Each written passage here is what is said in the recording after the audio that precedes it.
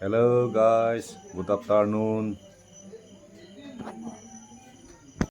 এই বজাৰৰ পৰা 100 টকা ব্ৰইলাৰ মাংস আনিলোঁ ৰাতি বনাবৰ কাৰণে। এইয়া পিয়াজ জলকীয়া কাটি আছোঁ মই আৰু আদা ৰচুন পিচিম এতিয়া আৰু গঙা ধনিয়াও ৰেডি কৰি থৈ দিছোঁ। এতিয়া বনাবৰ কাৰণে ৰেডি আৰু বনাবৰ কাৰণে তেল দিলোঁ কেৰাহীত। এতিয়া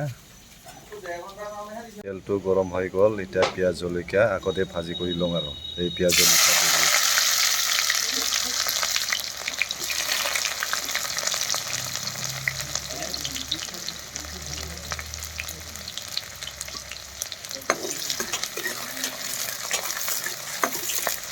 ব্ৰইলাৰ মাংস দি দিলোঁ।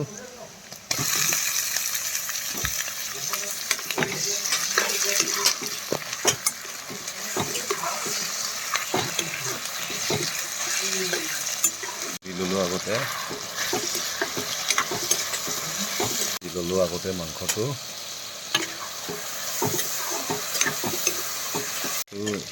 আদা ৰচুন জলকীয়া পূৰা দি লওঁ আগতে দি পেলাই ভাজি আছোঁ মই।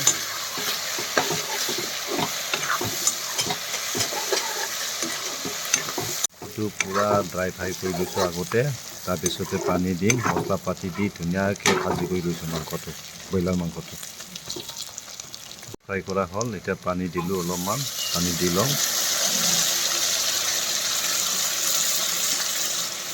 গঙাৰ ধনিয়া দি ল'লোঁ আগতে, চেনৰ কাৰণে ধুনীয়া চেন হয় মাংস, সেইকাৰণে গঙাৰ ধনিয়া দিছোঁ।